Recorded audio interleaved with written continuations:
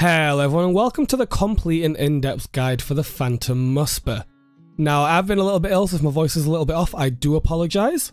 Now it's worth noting this is not a gear guide or a drops guide, this is an in-depth guide to all of the mechanics in the Phantom Muspah's fight, as well as any tips or tricks I've picked up along the way. I will briefly go over gear, however, but I'll be using close to max. You can downgrade and complete this boss with tridents and rune crossbows if you get good at it, assuming you avoid most of the avoidable damage.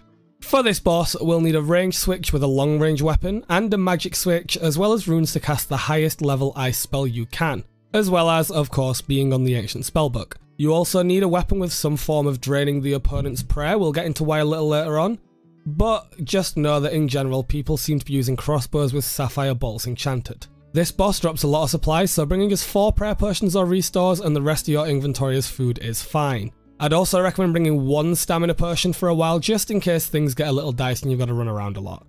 Onto the guide.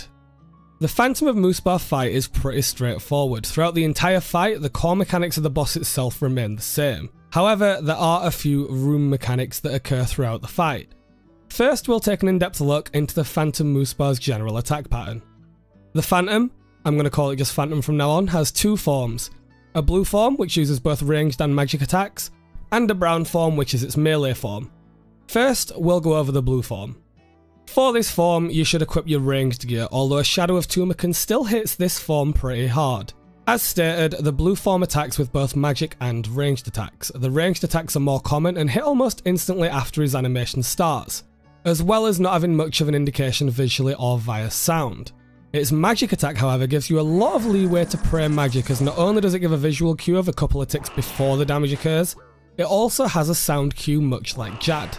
Because of this, I'd recommend camping Protect from missiles for the entire fight and just swapping off to magic when you hear the noise or see the visual indicator. Whatever you prefer. The ranged attack can hit through prayer, whilst the magic attack always hits a 0 if prayed correctly against. So, using this method, almost all damage is mitigated as much as possible. Now, let's go over its melee form. Its melee form's just as you'd expect, a form where it can only use melee attacks. This is the entire reason that we bring ice spells. When this phase spawns, simply equip your magic gear and freeze it while kiting it around the room. If it gets close to you and you keep splashing, simply protect from melee and then run off again. Once it's frozen, damage it with magic until it either changes form or becomes unfrozen, and then repeat. At its essence, this is the entire fight. This is where most of the damage comes from. However, of course, not everything is that simple. There are a few other mechanics to be wary of. First, the stalagmite is on the floor. Whenever the boss swaps phases, it spawns a bunch of stalagmites on the floor. One of these will be directly underneath your feet. To deal with this, simply move 1 tile or more away from the location you're currently standing on when it changes phases. You've got a few ticks to do this. Next up, it has an attack I call roaming stalagmites, which is similar to the normal stalagmite. However, they damage every 2 ticks and chase the player. 4 of them chase you at a time, but eventually these stalagmite will stop chasing you and harden into actual stalagmite that stay there for the rest of the fight. Next, we have a mechanic like the last phase of Arca in the Tombs of Amascut. The Phantom will teleport around the room, causing travelling projectiles to occur all around the room in every direction. To avoid the damage, simply move out of the path. It's worth noting the boss can be hit in this phase. If you click it before it teleports, it'll path your character towards its new location and attack it. So if you want to keep up your DPS, bear this in mind. And the final general boss mechanic is that when the boss falls to around 15% health, it'll teleport to the middle of the room and do a ground slam attack that sends damaging tiles out in every direction. The only way to avoid this is to stand behind a stalagmite that's in the room. And with that, that's all 4 of the mechanics to a basic level, as well as how to deal with them. Now let's take a look at how a fight generally goes. When you enter the room, the boss can be in either form, so swap your gear and pray accordingly. If it's the melee boss, freeze it, otherwise put your ranged gear on and pray ranged whilst looking out for its magic attack. When enough damage has been dealt, it'll swap to the opposite form, so go through the methods we outlined earlier in the video to deal with that form. However, this is where the additional mechanics start coming into play. Every time the boss swaps forms, it'll spawn the stalagmites on the floor, including the one underneath the player. So the order of execution every time it swaps forms should be: firstly, move at least 1 tile away to dodge the stalagmite. Second, swap prayer so that you mitigate any damage the boss is going to do to you. Third is swap gear. Fourth is optional. If it's melee, freeze the boss. And then number 5 is attack the boss. That way you can always ensure that you're taking as little damage as possible. After the boss has been damaged a bit and is to around 70% hit points, the chat box will then read, "The Phantom Muspah floods the room with darkness." This means the boss will either spawn the roaming stalagmites or will do the floor attack where it teleports around the room, both of which we went over earlier. Again, this generally occurs somewhere around 70% hit points regardless of what form the boss is in. After this, the fight continues on as normal until around 45 to 40% hit points, where the boss will once again turn the room to darkness. This time, however, it'll use a special attack that it didn't use previously out of the two. So if it used the ground attack before, it'll now do the roaming stalagmites and vice versa. Once the boss is around 15% health, a new phase begins. However, instead of spawning stalagmites here, the boss teleports to the middle of the room and lets out a shockwave on every tile. We went over this ground slam earlier, but you must hide behind a stalagmite or you will take heavy damage. Once that attack is over, the boss will turn a light blue colour and have a blue health bar. That's because this form actually doesn't have HP. It has a shield that slowly drains over time, but can only be damaged with attacks that drain the opponent's prayer points. The most common item people are using for this at the minute is Sapphire Bolts Enchanted, but other weapons such as the Ancient Mace work wonders. This phase is the entire reason we bring a crossbow and Sapphire Bolts Enchanted, so equip them now. The reason that we use these is that they've got a special attack that reduces the opponent's prayer by 5% of the range level. This boss must have a really high range level as these bolts hit in the 30s. Another important thing to note is that Smite also works on this phase. If you hit with Smite active, it drains its prayer shield just as it would drain prayer anywhere else, but it has to be used carefully, as to ensure you still have your protection prayers up when the boss attacks. This phase is technically the blue phase, so the boss uses magic and ranged attacks, so keep your prayers up just like the normal blue phase. The main difference is that from this point onwards, instead of being a 6-tick attack, the boss attacks every 5 ticks instead.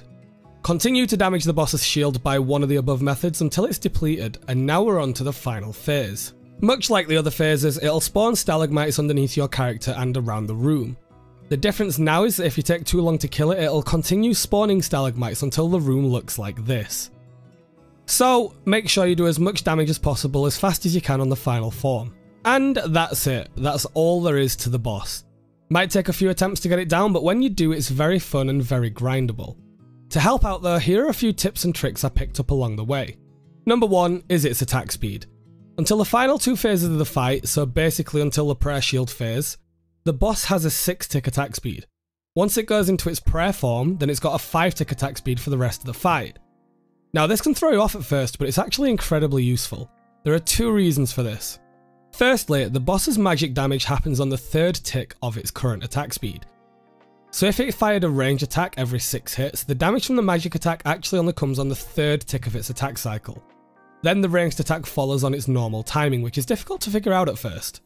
Similarly with the 5-tick attack speed, the magic attack is also on the 3rd tick of the cycle, so you must swap to the ranged prayer basically as soon as the magic damage has been protected from or you risk taking range damage. Secondly, the boss moving to a 5-tick attack cycle at the prayer drain phase actually allows the player to use a crossbow and rapid as well as smite on hit fairly easily. When the boss first turns blue, it doesn't attack straight away, so if you attack it a couple of ticks before it hits you, you're both in a 5-tick cycle, meaning you can flick smite on your attacks and swap back to the protection prayers afterwards, depleting its shield from both sapphire bolts and smite.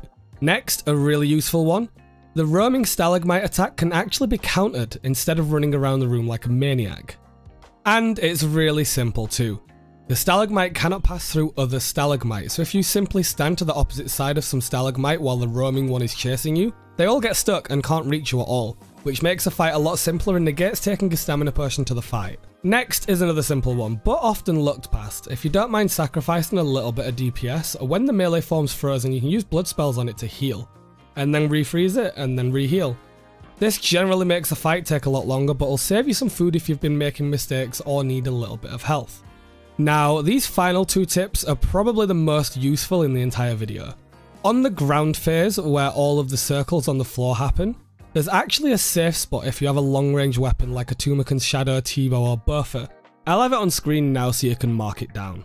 And finally, if you don't want to freeze the Shadow form on the boss, and you just want to use the T-Bow for the entire fight, not bring a magic switch etc., you can actually mitigate all damage on the melee boss.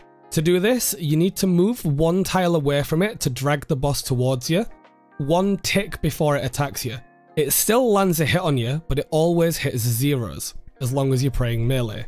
I got my friend Mag to record some footage while I was making this video, and he's the one that gave me this little tip, so thanks a lot. And that's everything. Now, obviously this boss came out today, so some mechanics could be updated, some methods could become outdated, and things could change. But for now, this is the most in-depth guide I could muster up, so I hope you enjoyed it. Sorry for the voice, I've been a little bit ill with the flu recently, so it's still not fully recovered. Anyways, if you did enjoy the video, please feel free to like and subscribe for more content in the future. Love you and leave you, and I'll see you next time. Bye!